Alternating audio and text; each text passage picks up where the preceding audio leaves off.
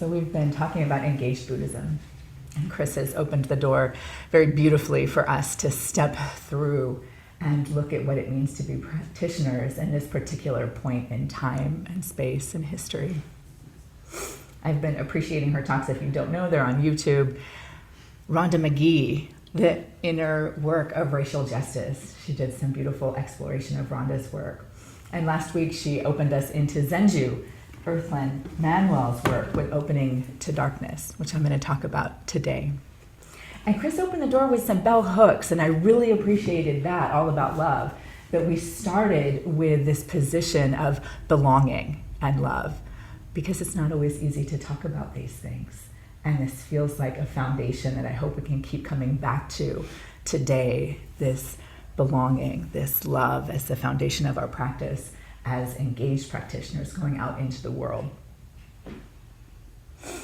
Something that stood out for me in Rhonda's work that Chris shared is how do we turn towards, how do we build the capacity for turning towards difficulty?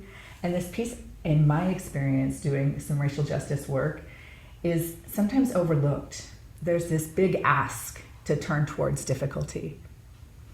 And how do we even do that? And the conversations can fall apart because we don't have the inner capacities. We're not taught, we're not sharing in resource together. How do we do this work? How do we do this very difficult work without turning away? How do we stay courageous? So this quote came from Rhonda's book, this notion of strengthening our capacity for being with the discomfort through connecting to the part of you that brought you to this willingness to know and grow. So staying connected to the part of us that is willing to know and grow. And that to me feels like our vows. That feels like our practice, my commitment to be here for and with all beings. Do I need to speak up back there? Yeah, okay. Thank you. And then there was another quote that came from James Baldwin, and I wanted to center that today because I think he's speaking to what Zenju's speaking to that I want to bring forward today. And Chris read this also. James Baldwin says, "Not everything that is faced can be changed, but nothing can be changed until it is faced. Not everything that is faced can be changed, but nothing can be changed until it is faced." So this is the invitation today. We're going to turn towards, and we're going to help one another stay in our bodies, stay resourced internally so that we can do the work. So we don't just put our head under the sand where it's safe and convenient and say, nope, I'm out of here. We're going to stay, and we'll stay together. And I want to start with a prompt. If you have the book at home or if you want to look at it later, it's page 14. I'm going to do this as a practice, actually.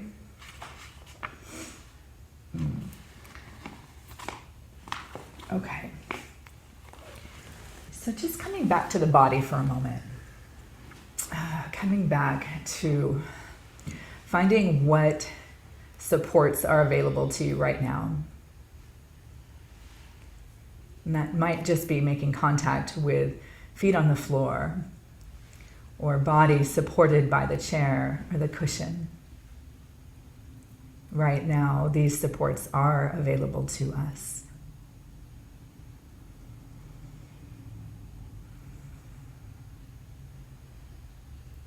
And it might be making contact with the breath, feeling the rising and falling here.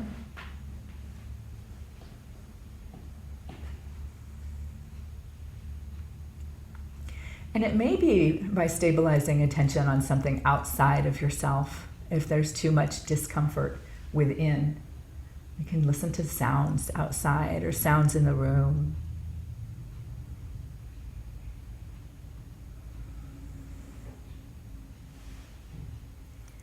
And then I'm going to invite us to use the imagination.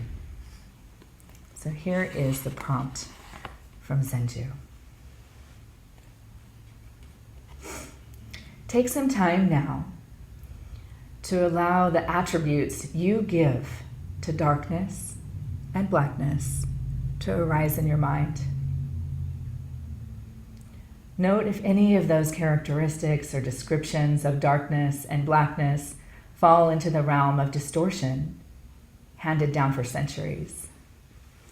Try to be honest. Are the attributes or associations you have or give to darkness a true darkness? Are you discovering that you have no words? That honestly, you don't know darkness?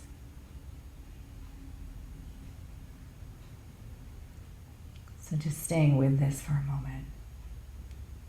Take some time now to allow your associations or attributes that you give to darkness and blackness to come forward now. Just notice them.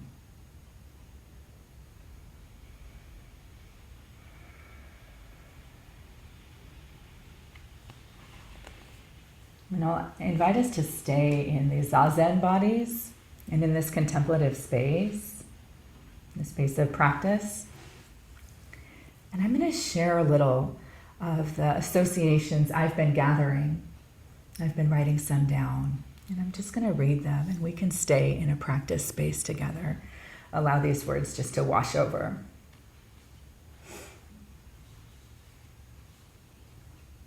I was born in the wintertime. I'm a lover of all things deep and dark chocolate, black coffee, red wine, blueberries, blackberries, dusk, eclipses, midnight and the new moon. Entering the new moon completely, without thought of what's happening next, without intentions for the next waxing phase, completely entering into stillness and darkness and rest and solitude. The rich primordial energy that gives life to all things, that which comes before, that envelops and holds. The darkness of a room with just one candle lit, not that the candle illuminates the darkness, but that the darkness holds the light. Going into depths, the deepest parts of the seas, the darkest blues. I painted my whole house navy blue a few years ago. Exploring the deepest parts of our being, sitting with and walking alongside suffering. Medicine Buddha. May all beings be free from sickness and suffering. I have blue prayer flags in my yard. Remembering growing up, I grew up in a funeral home where death wasn't a stranger. Reflecting on some of my dearest friends that are hospice chaplains. In my work as a university professor talking about death, meditating on death, there's a module we do on death as a teacher, my psychology class. Sitting and savoring black coffee every morning, darkness in a cup, just one cup, as darkness is often best enjoyed in small doses. In high school, Hello Darkness, My Old Friend, my favorite album, Bookends. Bass guitar, Tibetan throat singing, black charcoal eyeliner, dark waters plunging in, taking refuge here, Namo Kie Butsu. I plunge in. Forest, dark and mulchy, the mystery of mycelium, the smell of soil and fallen leaves, and the soft ground between redwood trees. The absence of small talk. The moment after the power goes out and everything stops humming. The secret self.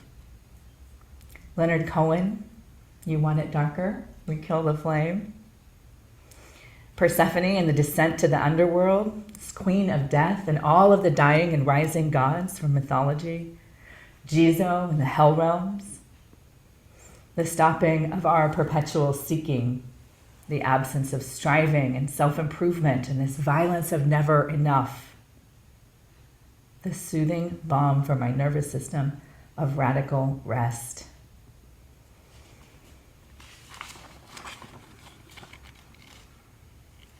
Kali Ma and Durga, these goddesses that ride tigers and wield swords. And even now, loving and appreciating what felt like a long, cold darkness when I couldn't access this part of myself through the dense fog of internalized patriarchy. And the something else that came forward then was a more mature relationship to darkness. And somehow now, though a different kind of love, a love like a dark hope for the darkness of our times, where darkness is held as bad and light is good, and we've all continued to desperately grasp for the light. So the dark hope here is a hope that perhaps we're growing exhausted from the grasping, and that a deep richness of darkness will emerge and hold us.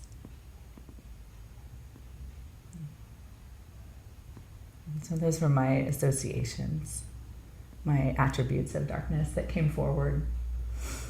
And I'll invite us back into this shared space. And I have to add, because Tina Turner died yesterday. Yeah, and I just blared Tina Turner in my yard yesterday. My neighbors must have loved that. And I felt it. Oh, I'm giving this talk tomorrow. And this to me is that dark mother, Kali Ma energy. And as myself, a domestic violence survivor, her lyrics I wrote down and added to this. And I don't have no use for what you loosely call the truth. And I don't have no time for your overloaded lies. So you better be good to me. That came forward also as this dark energy of strength. Go back and watch that video. You better be good to me. And you get a taste of the beauty and power of dark mother energy right here.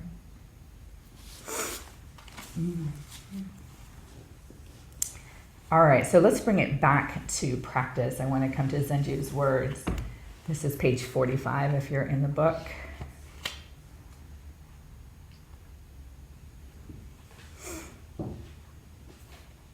And she turns us towards the Eightfold Path.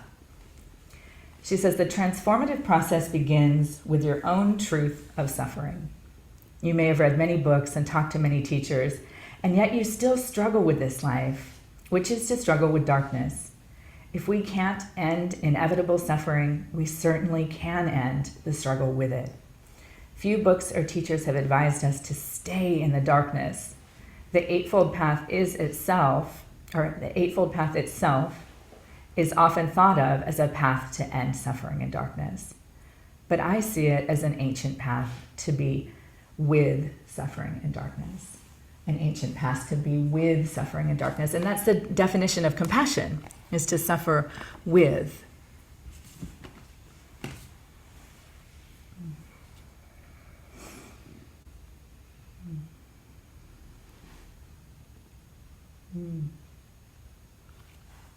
I think I want to say here,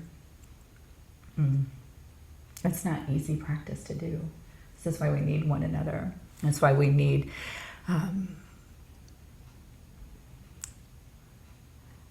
shared commitment to collective liberation, that we do this together with one another so that we can come back.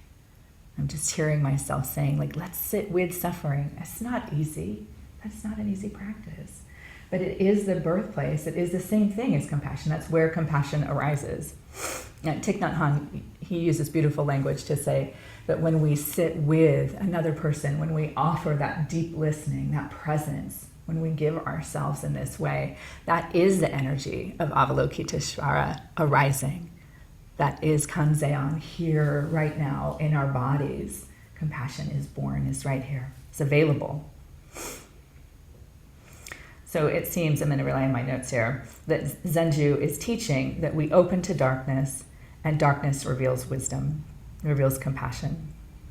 And that's different than sitting with darkness so that we get the light, so that we're grasping and we're reaching for it. It's like just being with darkness for darkness, so the darkness gets in.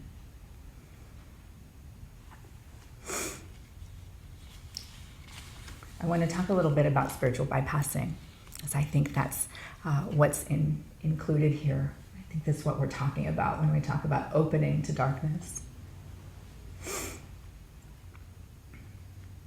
So take good care while I talk about this. Feel your feet on the floor. Come back to body and breath.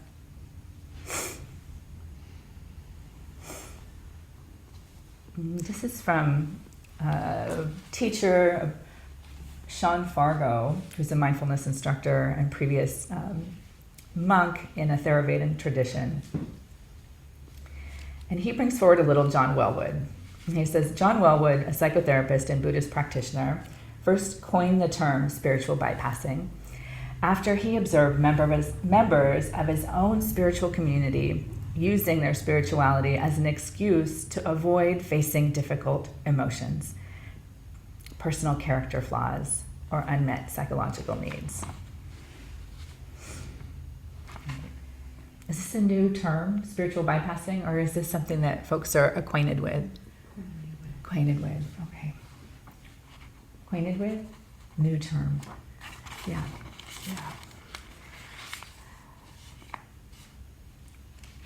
He says, the true beauty of our practice is its ability to reveal the deepest and darkest hidden corners of ourselves. Its power is its ability to coax our shadows into the light. We're no less mindful or spiritual when we're not perfectly joyful all the time. This feels like relief to me. I don't have to always be, right? This is our whole practice, is to come forward with whatever's here. The ability to embrace our full humanity, pain, and mental afflictions included, is the gift that our practice gives.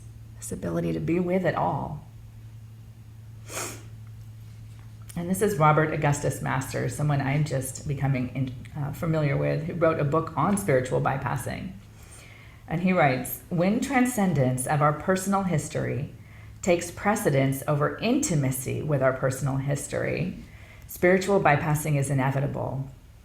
To not be intimate with our past, to not be deeply and thoroughly acquainted with our conditioning and its originating factors, keeps it undigested and unintegrated, and therefore very much present. I want to put this on my wall and come back to it again and again and again. And when I read it and I take out the word personal, and I say when transcendence of our history takes precedence over intimacy with our history, spiritual bypassing is inevitable, we're suddenly positioned right in the place of critical theory, of critical race theory. We have to make sense of our past. We have to address it and digest it so that we can come forward with a greater sense of belonging and equity for and with all beings.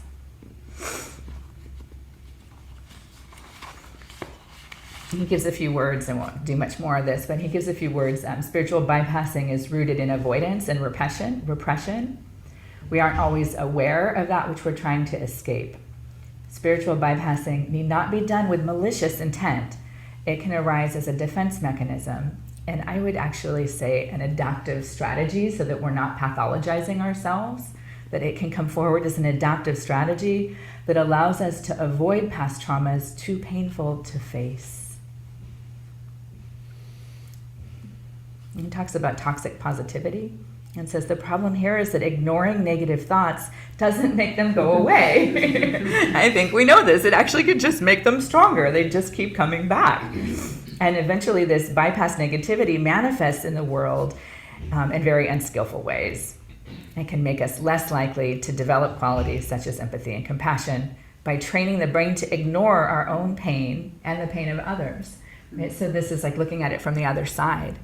That when we just go right to the positive and we avoid that pain, we're avoiding the opportunity for Avalokiteshvara to arise, for compassion to be born.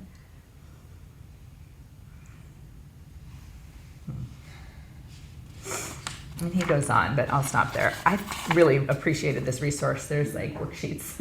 You can dive in, and I can make it available if anybody wants more of that.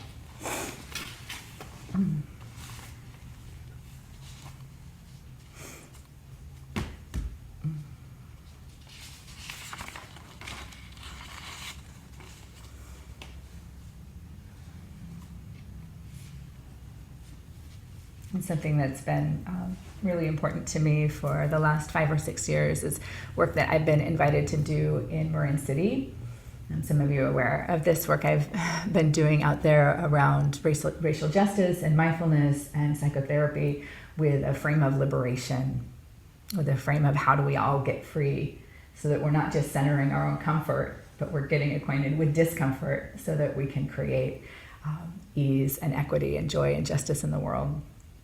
And I've been very lucky and honored to support some grassroots organizations there that are Black operated in a Black community in an otherwise very white Marin County.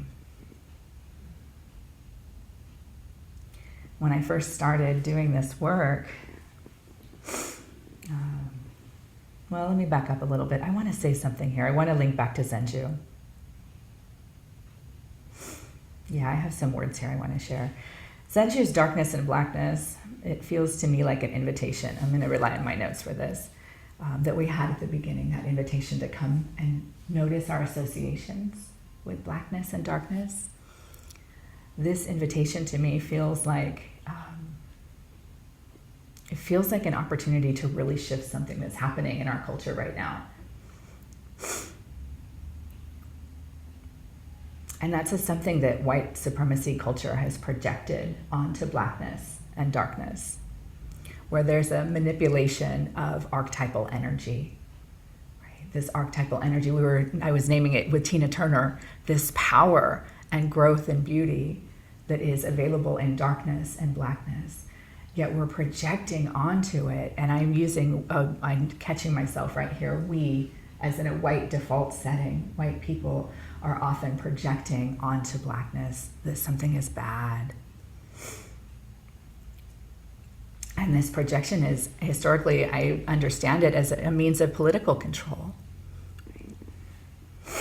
making us afraid and separate so that we collapse into othering, and then we perpetuate the systems of separation, the systems of oppression. And it's really easy to do, right? This collapsing into othering, and that's what I wanted to share. My experience when I started that work in Marin City, I was working at another school in the county in a different district with a woman doing a really small project at a Marin school. And I shared with her about my work that was going to expand into Marin City. And she very innocently said, oh, I don't get off at that exit. And I was dumbfounded. I wasn't dumbfounded. I was pissed. I was furious, actually. And for quite a long time, when I was going down the 101, I would think to myself, I'm not going to get off at her exit, right? And I felt a little empowered by that. I felt pretty good, right? And then I realized, and it wasn't right away. It took me a long time to come into that realization that what I was doing was the same thing. I was just collapsing into othering. It was very nice to make her the bad guy, right? And so I had to start asking myself, what exits am I not taking, right? And shine that light back inward, as Dogen and Chris often invite us to do.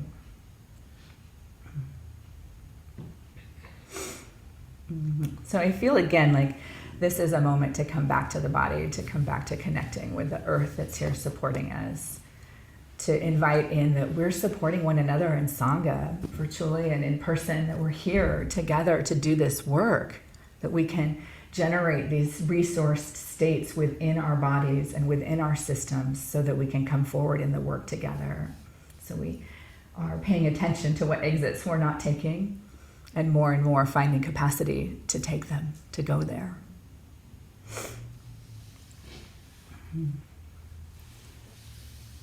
I think the last thing I want to say here, coming towards the last few things actually, is that when we talk about anti-racism work, it feels like we have to open it up even bigger and remember that these systems are linked. Systems of separation, systems of privilege are linked, that we can't talk about climate justice without talking about racism, that we can't talk about racism without talking about capitalism or patriarchy, that the systems are linked.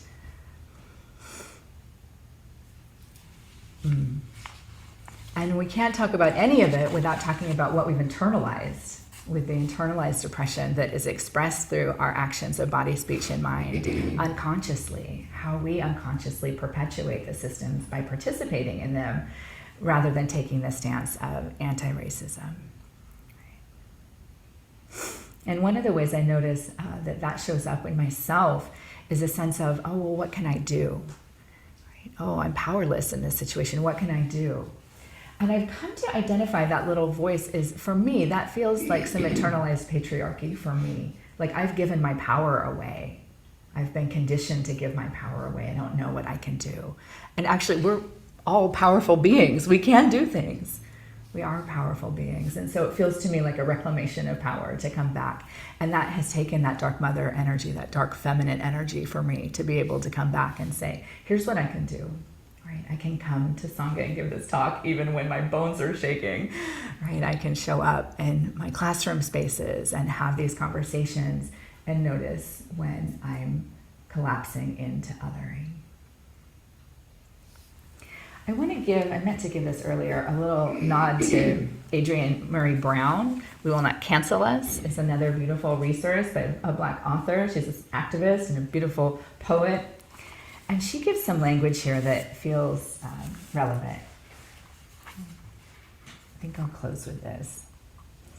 She says, I have a vision of movement as sanctuary, not a tiny perfectionist utopia behind miles of barbed wire and walls and fences and tests and judgments and righteousness, but a vast sanctuary where our experiences as humans who have experienced and caused harm are met with centered, grounded invitations to grow. I'll say it again. I have a vision of movement as sanctuary, not a tiny perfectionist utopia behind miles of barbed wire and walls and fences and tests and judgments and righteousness, but a vast sanctuary where our experiences as humans who have experienced and caused harm are met with centered, grounded invitations to grow. I just love this language of sanctuary, true sanctuary.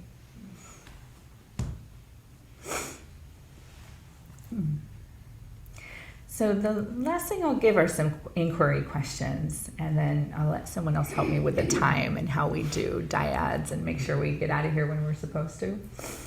But the inquiry questions, I just thought that I'd like to